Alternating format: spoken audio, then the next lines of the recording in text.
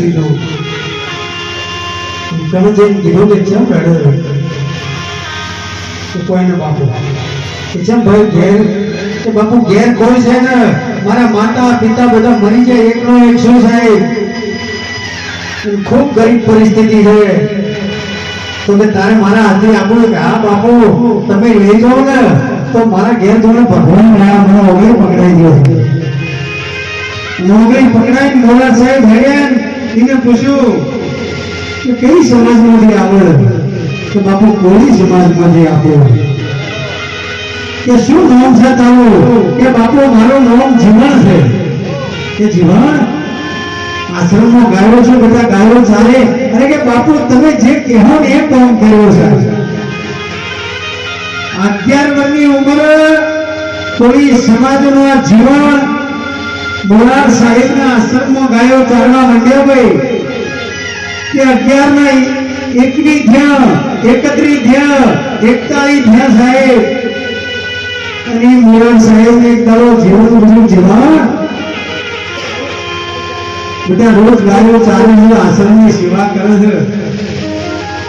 તો એની બદલીમાં કોઈ જોડતું હોય તો માન બેટા માન કે ના બાપુ ના તમારા જેવા ગુરુ મને મળ્યા અને હજી હું જો માગવા આવું ને તો મારા જેવો બીજો કોઈ ભિખારી ન કહેવાય.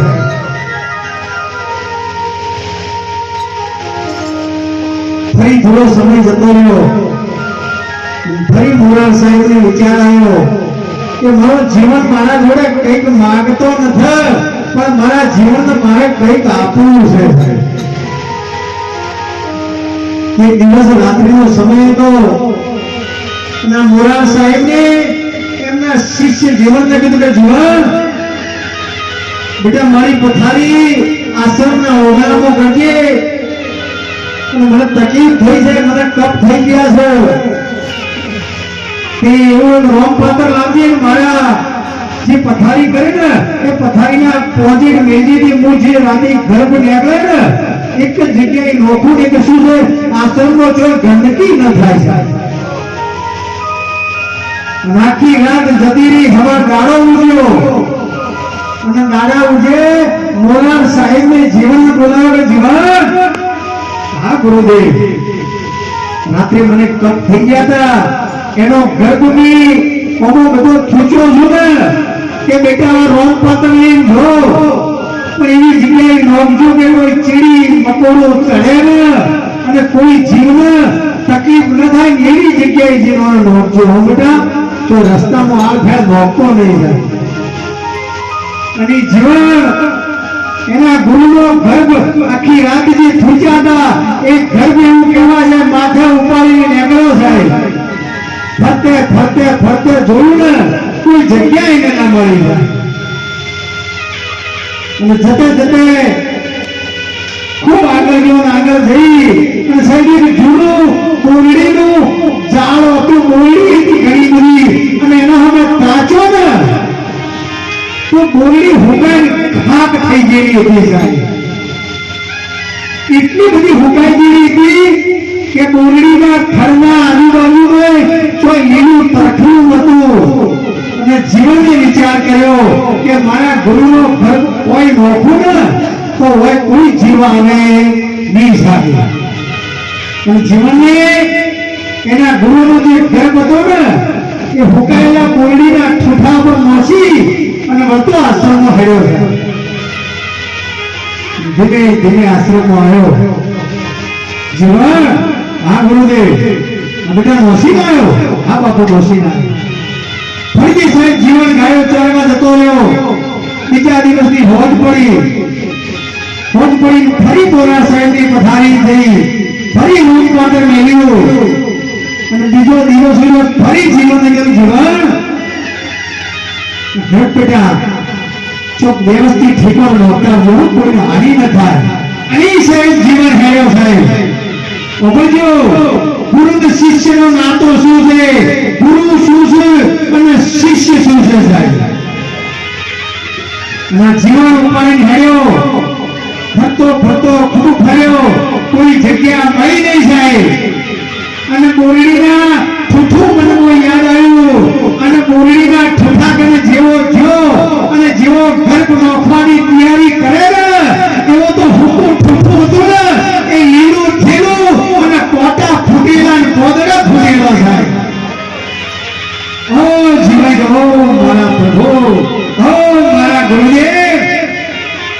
અરે ભૂલ્યો ભૂલ્યો મારા ગુરુનો ગર્ભ એક હુકા કોળીના ઠૂઠા પર નોશો અને કોટોનું ભરેલું આ ઠૂઠું લીલું થયું તો પોચ ભગનું આ ઠૂઠું છે અને આ ઠૂઠામાં નોખું ને તો કેવા કોટા બેસી જાય અને જીવન ગર્ભને ગળી ગયો સાહેબ અરે નદી જતી હતી નદીમાં ઉતર્યો અને નદીનો રોગ પાતરને ધોઈ અને જીવન ગળી ગયો અને જીવન ધીરે ધીરે ધીરે મોરાર સાહેબના પગમાં પડ્યો બાપુ ના બેટા નસીબ આવ્યો ના બાપુ કહેતો ખરા જીવન રડવા માંડ્યો અને એના ગુરુ મહારાજની બધું સોનો રહી જાય બેટા કે બાપુ મારાથી ભૂલ થઈ ગઈ છે ગઈકાલે તમે જે ગર્ભ આવ્યો તો એ ગર્ભને ખોટી જગ્યાએ નોખી દીધો પણ આજ જે જગ્યાએ હું જો ને એ મને એવો અનુભવ થયો એવો અચંબો પડ્યો અને ગર્ભનું પી ગયો અને આટલું જોયું ને એટલે તો મોરાર સાહેબ બેઠા થઈ અને જીવનને થોડાનો લઈને બચીઓ કરવા માંડ્યા જીવન પીતો જગમાં જાજી કરી હો બેટા જાજી કરી લે ખૂબ જીવનને પ્રેમ આવ્યો માજ જીવન આજ તારો ગુરુ તારા પર પસંદ છે બેટા તું જે માગે એ તને આપું છું ઈ સાહેબ જીવન એના ગુરુ કહે છે કે બાપુ હા બેટા કે જે દિવસે તમારે આ કાયા છોડી અને જવાનો સમય હોય ને એટલે શરીરે તમારે મને સીતારામ કીધા વગર આ કાયાને છોડી નહીં જાય એ મોરાર સાહેબને કીધું જીવન બેટા જન્મવો મરવો એ કોઈના હાથની વાત નથી બેટા એમાં કોઈ ચોઘડિયાનું મોત જોવાના ના કે ગુરુદેવ આવો તો આજ વચન જોડે કે બીજું વચન નથી જોઈતું થાય અને ભારતના સંત મોરાર સાહેબને કીધું છે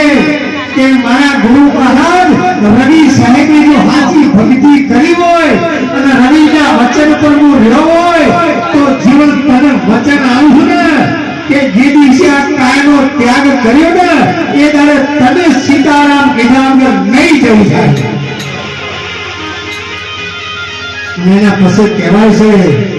કે થોડો સમય ગયો એક દિવસની સવાર ઉઠી જીવન આશ્રમમાંથી ગાયો ચારવા હેડ્યો અને વગડામાં ગાયો ચારતો હતો અને વળકાણ સાહેબ મોરાર સાહેબને રવિ સાહેબને બોલાયા પ્રીતમ સાહેબને બોલાયા ભાણ સાહેબને બોલાયા મહાધર્મનો મેળો ભેળો કર્યો અને સમાધિની તૈયારી કરી મોરાર સાહેબનો દેહ પડી ગયો અને દેહ પડી ગયા પછી પાલખી બંધાવી અને પાલખી આખા ગામમાં ફરતી હતી અને જીવન સાહેબ કેવા છે ગાયો ચાલતો હતો અને આજુબાજુના ગામમાં ખબર પડી ગામની વસ્તી હાથમાં શ્રીફળ લઈ અને મોરાર સાહેબના દર્શન કરવા દોડતી હતી અને જીવનને પૂછ્યું કે ભાઈ ચો જોવો છો એટલે કે જીવન તને ખબર નથી કે ના કે તારા ગુરુ સમાધિ નહીં છે ના કે ભાઈ મારા ગુરુએ મને વચન આપ્યું છે મારું વચન તોડી મારા ગુરુ ના જોવે સાહેબ ફરીથી બીજું મંડળ નીકળ્યું ફરી ત્રીજું મંડળ નીકળ્યું અને ત્રીજા મંડળના જીવનને પૂછ્યું જીવનના થયું કે જગમાં ઝાઝી કરી એવું લાગે છે સાહેબ અને જીવન હાથમાંથી ધોકું મેળી અને અઢવાડા પગે નાઠો તો સાહેબ મોરાર સાહેબની સમાધિ પાલખી બંધોઈ છે આખા ગામમાં સમાધિ ફરે છે અને જીવન આવી અને રવિ સાહેબ પ્રીતમ સાહેબ ને કહે બાપુ થોડી વાર પાલખી નીચે ઉતારો અને મારા ગુરુ મારે સન્મુખ વાતો કરવાની મને બેહવા દો. લાગે જીવન ઘોડો થયો છે હવે યોગે નિર્ણય ત્યાગ કર્યો છે થોડી વાર પછી સમાધિ લેવાની છે અને શું બોલ કરવું પડે છે. એ બાપુ મેં ખૂબ ભજન કર્યું છે મારા ગુરુ મહારાજની ખૂબ ભક્તિ કરી છે અને એક ફેરો પાલખી ઉતારો સાહેબ. અને કીધું પ્રીતમ સાહેબે કે ભારો ભાઈ ઉતારો પાલખી અને પાલખી ઉતારી અને પાલખી છોડી અને આ જીવન મોરાર સાહેબ આગળ બેઠો અને જીવન ને બે હાથ જોડી કીધું બાપુ એ યાદ કરો બાપુ નિજિયા ધર્મનો મેળો છે વચન આવીનું વચન યાદ કરો અને મોરાર સાહેબ ભાઈ મળીને બેઠા ગયા કે બોલ જીવન તારો તોડકે આવ્યો છું શું કેવું છે કે અને ત્યારે જીવન કીધું કે બાપુ વચન આવ્યું ને તો આ એ માંગુ છું કે હજી એક વર્ષ સુધી તમારું મોત પાછું થયેલો અને તમારે મારે ભજન પૂરું કરવાનું છે સાહેબ. આ મોત પાછું થયેલું આ ભજન કર્યું છે સાહેબ. તારે સાહેબ ડોકના ધોપે હવા દયાથી અને 10 લાખની ગાડીમાં હમા મળે કોઈ દુશ્મનના ઘેર આવું થાય